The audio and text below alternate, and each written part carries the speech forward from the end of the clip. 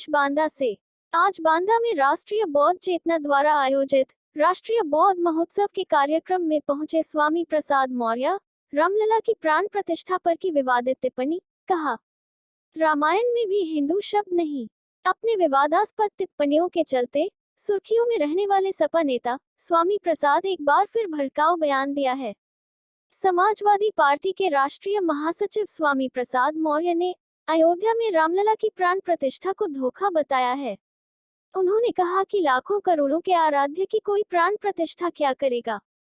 स्वामी रविवार को आयोजित राष्ट्रीय बौद्ध महोत्सव में शामिल होने आए थे। राजकीय इंटर कॉलेज मैदान में स्वामी प्रसाद मौर्य ने कहा कि प्रधानमंत्री नरेंद्र मोदी, नितिन गडकरी और संघ प्रमुख मोहन भागवत हिंदू धर्म को जीवन जीने की कला बताते हैं। यही बात हमने कही तो पूरे देश में हल्ला हो गया। आज विचारों की लड़ाई है। देश में ढूंढ ढकोसला चलेगा या विज्ञान। स्वामी ने आगे कहा कि संविधान देश के 140 करोड़ जनता की बात करता है। यही बात 1995 में न्यायालय ने कही, तब किसी की चिड़िया चू नहीं की। उन्होंने कहा कि हिंदू शब्द का प्रयोग किसी वेद, स्मृति, पुराण व वाल्मीकि रामायण में नहीं है। यहाँ तक कि तुलसी बाबा की रामायण में भी हिंदू शब्द नहीं है। मनुस्मृति को लेकर की टिप्पणी, उन्होंने कहा कि हजारों वर्षों से पिछड़ों व दलितों को लूटा गया। वो जानवर से बदतर जिंदगी जीने को मजबूर हैं। बाबा साहब की देन है जो वो सम्मान के साथ खड़े हैं। जो भारतीय संविधान के विरोधी हैं, वह राष्ट्र विरोधी हैं। मनुस्मृति के अनुसार शूद्र गुलामी के लिए जन्मा है व ब्राह्मण स्वयंभू है, जबकि संविधान कहता है कि सभी समान हैं। उत्तर प्रदेश बांदा से मीना सिंह की रिपोर्ट, न्यूज़ अवीपी। युद्ध की आवश्यकता नहीं है, तो स्वाभाविक रूप से बुद्ध का सोच और दर्शन ढोंग ढकोसले पाखंड आडंबर से दूर है, व्यवहारिक है, वैज्ञानिक है, ज्ञान पर आधारित है, मानव कल्याण के लिए है, बहुजन हिताय बहुजन सुखाय के लिए है। और इसीलिए आज इस राष्ट्रीय बौद्ध महासम्मेलन में विस्तार से चर्चा हुई उन विषयों पर जो विषय निर्धारित किए गए थे। बौद्ध दर्शन, भारतीय संविधान आदि प्रमुख विषयों पर चर्चा के साथ साथ इस देश में सामाजिक क्रांति के महापुरुषों द्वारा किए गए योगदान पर चर्चा का मुख्य विषय रहा और जिसके संदर्भ में विस्तार से हमारी सभी वक्ताओं ने उसे बातें रखी। आज सरकार भी देश के साथ खिलवाड़ कर रही है। नतीजा है कि वर्तमान सरकार जब से सत्ता में आई है, देश के करोड़ों करोड़ नौजवान बेरोजगार हो गए, सरकारी नौकरियां मिलना दूभर हो गई, महंगाई से आम जनता की कमर टूट गई, किसानों को लाभकारी मूल्य दिलाने का वादा करने के बावजूद भी किसानों को लाभकारी मूल्य दिलाना तो दूर, जब किसानों की उपज खेत में तैयार होती है तो कई केंद्र सरकार उनको अब अपना उपज बेचना पड़ता है। यहाँ तक कि आज किसानों पर दोहरी तेहरी आफत आई गई है। एक और छुट्टा जानवरों का कि छुट्टा जानवर 100-100, 200-200, 250-250 के झुंड में आते हैं, किसानों की फसल चर करके घंटों में सफा चट कर देते हैं। और छुट्टा जानवरों के आपस में लड़ने से, छुट्टा जानवरों के सड़क पर घूमने से, एक्सीडेंट होने से जो नित्य प्रति दुर्घटना में हम लोगों की मौतें हो रही हैं वो अलग है। आज जिन व्यापारियों ने केंद्र और प्रदेश की सरकार बनाई, उन व्यापारियों पर भी आफत का पहाड़ आना शुरू हो गया। अभी तक जीएसटी के माध्यम से उनको लूट का शिकार बनाया जाता था। अब जीएसटी से संबंधित सारे मामले ईडी को सौंप करके उनके भी कमर को तोड़ने की पूरी व्यवस्था केंद्र सरकार ने कर दी। वहीं पर दूसरी ओर संविधान की कसम खाने वाले प्रधानमंत्री और मुख्यमंत्री बनने के बाद आज संविधान प्रदत्त आरक्षण का गला घोट रहे हैं। तीसरी ओर जिन सरकारी विभागों में देश के नौजवानों को सरकारी नौकरियां मिलने की उम्मीदें थी, जिन सरकारी विभागों में SC, ST, OBC का आरक्षण लागू होता था, उन सरकारी विभागों को आज अपने चहेते उद्योगपतियों के हवाले किया जा रहा है। देश के सभी बंदरगाह बेच दिए गए, एयरपोर्ट बेच दिया गया, एयर इंडिया बेच दिया गया, सारे रेलवे स्टेशन बेच दिए गए, कई दर्जन ट्रेनें बेच दी गई। यहाँ तक कि LIC जैसी बड़ी संस्था बेच दी गई जिसमें लाखों लाख लोग काम करते हैं, और ये सभी सरकारी उपक्रम लाभ के उपक्रम रहे हैं, कोई घाटे में नहीं था। यानी आज केंद्र और प्रदेश की डबल इंजन की सरकार देश को बेचने का पाप कर रही है।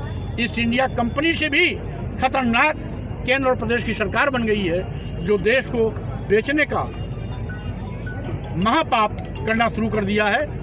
और वहीं तीसरी ओर लोकतंत्र का भी गला घोटा जा रहा है। आज जितनी विपक्षी पार्टियां हैं उनके नेताओं के खिलाफ ED, CBI, इनकम टैक्स का दुरुपयोग किया जा रहा है, FIR दर्ज कराई जा रही है, उनको जेल में ठूसा जा रहा है, एक सवाल जिससे कि विपक्ष की आवाज को दबाया जा सके। सौरभ जी, जनरल समुदाय से, सनातन से और जनरल समुदाय से इतनी चिढ़ क्यों है?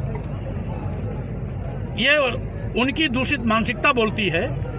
अगर मेरी बात को समझेंगे तो ये हम अपना अपमान बयां करते हैं। धर्म के नाम पर हमें लूटा गया, धर्म के नाम पर हमारे साथ जानवरों से बदतर सलूक किया गया, धर्म के नाम पर हमें नीच कहा गया, धर्म के नाम पर हमें अधम कहा गया, धर्म के नाम ने लिखने से वंचित किया गया, तो क्या हम अपनी पीड़ा नहीं कह सकते? हम अपनी पीड़ा कहते हैं तो धर्म के ठेकेदार और यथार्थवादी ताकतें उसको घुमा के बोलती हैं कि आखिर इनसे चिढ़ क्यों है। धर्म की आज प्रधानमंत्री जी, माननीय मुख्यमंत्री जी और देश के धर्माचार्यों का एक गठजोड़ है, जो तिकड़म करके समय समय पर ढोंग ढकोसले पाखंड का बहाना लेकर लोगों की आंख में धूल जो करके सत्ता प्रकार सत्ता हथियाने की नापाक कोशिश कर रहे हैं। सवाल है इजराइल पर। पूर्व में बात नीति थी, विस्तारवादी नीति इजराइल किसके खिलाफ थी, उस तो बयान में बाकायदा है अटल बिहारी वाजपेयी जी का। वर्तमान में मोदी जी किस स्टैंड में खड़े, क्या सवाल है, क्या जरूरत? फिर से बोलिए। इजराइल पर पूर्व जो नीति थी, अटल बिहारी वाजपेयी ने कहा था कि हम विस्तारवादी नीति का समर्थन नहीं करते, विरोध करते इजराइल के खिलाफ। वर्तमान में मोदी जी इजराइल के साथ खड़े नजर आ रहे हैं। देखिए, मोदी जी तो बड़े महान नेता हैं, वो तो ईस्ट इंडिया कंपनी से भी आगे चले गए हैं। माननीय अटल बिहारी वाजपेयी ने देश को बेचने का पाप नहीं किया था, लेकिन माननीय मोदी जी तो देश की संपत्ति को बेचने शुरू कर दिया है। इसलिए आज ना है तो भाजपा को सत्ता से भगाना है। जिस तरह वो विस्तारवादी समर्थन कर रहे हैं, कल चाइना और पाकिस्तान में कह सकता है भारत की लैंड हमारी हो सकती है, तो इस नीति समर्थन करने को कैसे देखते हैं आप? पहली बात तो माननीय प्रधानमंत्री जी को अपने देश और अपने देश के नौजवानों की चिंता करनी चाहिए। बड़े पैमाने पर आज 88 करोड़ लोग गरीबी रेखा के नीचे आ गए हैं, जिनको अपना जीवन यापन 5 किलो 10 किलो। लेकिन हमारा सुझाव केवल इतना है कि पहली वरीयता उनको देश की लिए होनी चाहिए, देश की गरीबी खत्म करने के लिए, देश के नौजवानों को सरकारी नौकरी देने के लिए, देश के नौजवानों को, देश को गरीबी आज महंगाई से बचाने के लिए, देश को जो बेचा जा रहा है उससे मुक्ति दिलाने के लिए पहल करनी चाहिए। तब स्वाभाविक रूप से हम उनको धन्यवाद देते, लेकिन आज ऐसा कुछ नहीं कर रहे हैं, इसलिए वो हवा हवाई बात बड़ा शोर हो रहा है कोयले की महंगाई को लेकर। बिजली बहुत महंगी मिल रही है, बड़ा शोर है कोयले की महंगाई। भाई, सरकार जानबूझकर जब महंगाई थोप रही है तो महंगाई तो होगी, इसीलिए तो मैं कह रहा हूँ आज देश को महंगाई से बचाना आवश्यक है। देश के नौजवानों को बेरोजगार होने से बचाना आवश्यक है, उनको रोजगार से जोड़ना का काम करना चाहिए, देश की संपत्ति को बेचने से बचना चाहिए। आज लोकतंत्र, संविधान और राष्ट्र हमारी सर्वोच्च प्राथमिकता की चीज़ें हैं, इनके साथ खिलवाड़ न हो इस बात को सुनिश्चित करना चाहिए। लेकिन सरकार हवा हवाई बातें ज़्यादा करती हैं, ज़मीन पर। संविधान कहता है धर्म, जाति, लिंग, जन्मस्थान के आधार पर किसी के साथ कोई भेदभाव नहीं किया जा सकता। हम नारा देते हैं हिंदू, मुस्लिम, सिख, ईसाई सब हैं आपस में भाई भाई। अगर हिंदू राष्ट्र की बात करेगा तो मुसलमान क्यों नहीं बात करेगा, सिख क्यों नहीं बात करेगा, बौद्ध क्यों नहीं बात करेगा, जैन क्यों नहीं बात करेगा? हिंदू राष्ट्र की बात करने वाले लोग देश के दुश्मन हैं। बहुत पहले हिंदू राष्ट्र की बात हिंदू ये महासभा ने किया था, हिंदू महासभा ने किया था, जिसके राष्ट्रीय अध्यक्ष सावरकर भी रहे, वीर सावरकर भी रहे। उन्होंने किया था तो भारत और पाकिस्तान बढ़ गया। भारत पाकिस्तान जिन्ना के नाते नहीं बटा, भारत पाकिस्तान इसलिए बटा था कि उस समय हिंदू महासभा ने देश के द्वि राष्ट्र की मांग किया था और द्वि राष्ट्र के आधार पर पाकिस्तान और देश का बंटवारा हुआ था। Thank you sir. बौद्ध महासम्मेलन का आयोजन किया गया था। विशेष रूप से संविधान पर आसन्न खतरे को देखते हुए संविधान पर चर्चा भी एक बहस का विषय था और सामाजिक परिवर्तन के महानायक को सामाजिक